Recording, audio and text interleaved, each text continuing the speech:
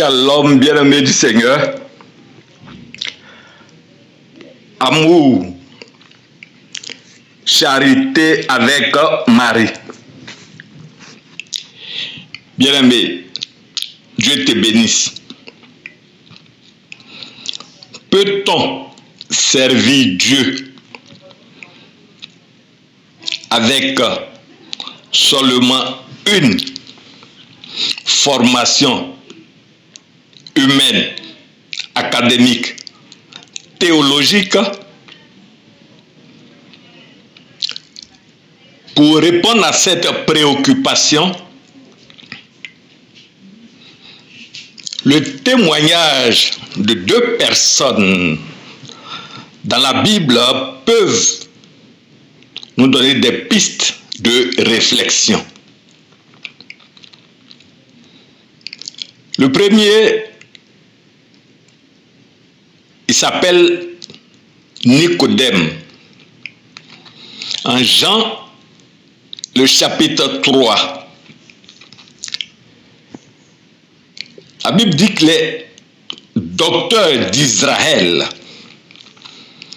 c'est-à-dire qu'il a reçu une formation humaine, académique, théologique, philosophique, morale, pour prendre soin du peuple de Dieu, entre parenthèses.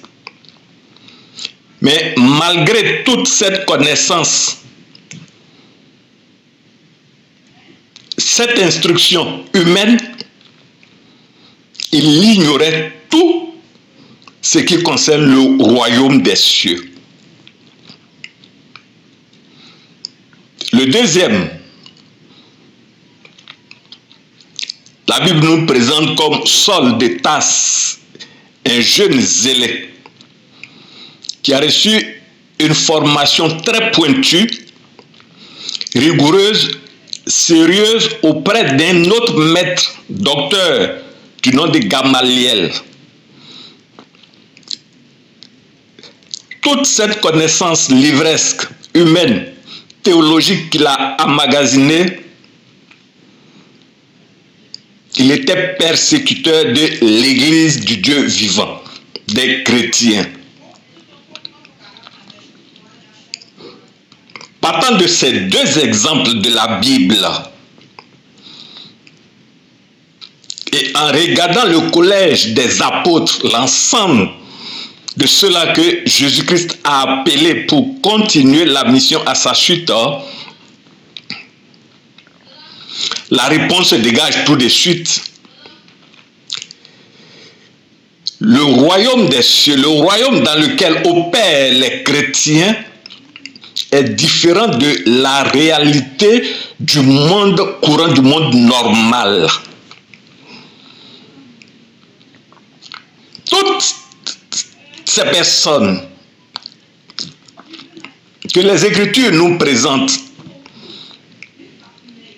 comme serviteurs de Dieu à la suite de Jésus-Christ de Nazareth, dans la nouvelle alliance, tous sans exception, ont reçu d'abord et avant tout la grâce d'être appelés par Dieu. Peu importe si après l'appel de Dieu, tu vas pour recevoir une formation complémentaire, académique, une instruction humaine. Mais il est impossible d'agir et de prétendre servir Dieu aussi longtemps que l'on ait reçu l'appel préalable de Dieu.